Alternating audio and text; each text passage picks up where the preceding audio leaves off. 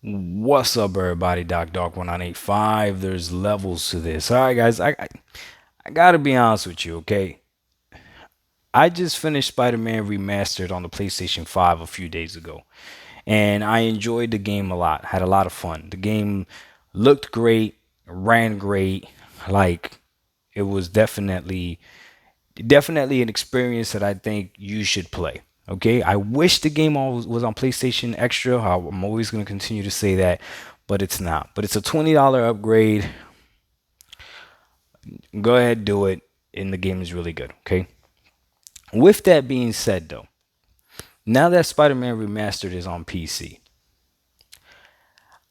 I gotta be honest with you, man. The gap between what these consoles are doing this generation and PC is closer than a lot of people would like to admit. Now I could see the PC elitists. I could see the master race already losing their minds, talking about Doc. You don't know what you're talking about. I get to play Halo Infinite at 240 frames. Okay. Listen. At this point in time, what you need PC wise to beat these console is a pretty capable PC. Let's not lie. When you're talking about 4K 60, you need a pretty capable PC to beat what these consoles are doing. Okay? Now, if you have that pretty capable PC, you have to understand as well that you're no longer playing the game where it was like when we played on the PS3 or the 360 area, where if you had a PC, you could literally say that once you played on PC, it's unplayable on the console. You could literally say that 30 frames per second was unplayable. That's not what's happening, especially with games like Halo Infinite and Spider-Man Remastered. Like you're playing that game, Spider-Man Remastered, at 4K 60. Now, whether it's upscaled 4K 60, whatever you want to call it, this is all I know. On the PS5, that game runs clean and smooth. That's what I'm going to say. Clear and smooth, okay?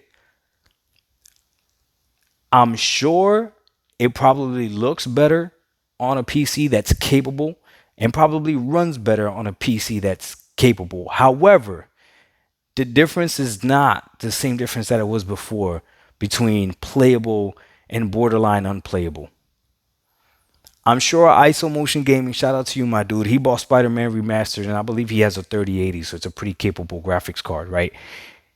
I'm pretty sure if you bought it for his PS5 and played the game on the PS5, I'm pretty sure he'd still be satisfied. And that leads me to my next point. Even if I had a 3090 right now, after playing Spider-Man Remastered on my PS5, I see no need to rebuy that game on the PC unless I was doing something for YouTube, or YouTube content, some type of comparison like that. I see no need for it. None whatsoever. The difference is this. When I played Grand Theft Auto 5 on my PlayStation 4, and then I got my laptop with a 1660 Ti and I got Grand Theft Auto 5 on it, that was a huge difference because I went from playing the game at 30 frames to playing the game at 60 frames and above. That's completely different. Completely different.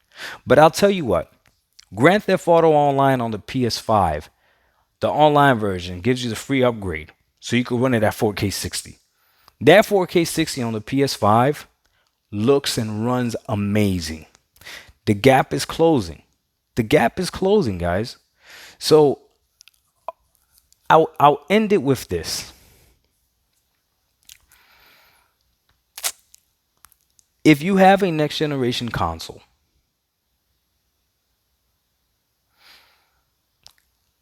PC is no longer a threat. You get a PC now for the extra bells and whistles.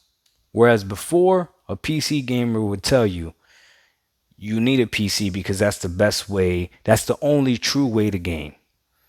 30 frames is unplayable.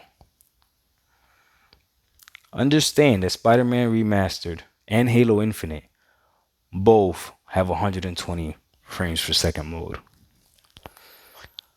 Whether or not it actually runs at that, I don't know because I don't have one of those counters on my TV.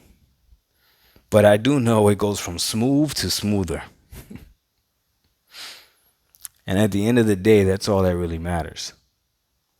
Because if you're playing a PC game and you have to have your FPS counter to tell you how many FPS you're getting, then how do you know you can really tell the difference? Because if you could tell the difference, you'd just be able to turn that off. If you could tell the difference accurately, you'd be able to turn that off. Meaning if you could see the dip from 64 to 59 accurately, you'd be able to turn that off.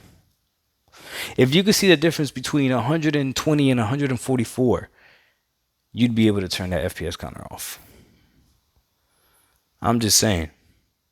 Let me know what you think. Doc Dog 1985. There's levels to this. We out. Peace.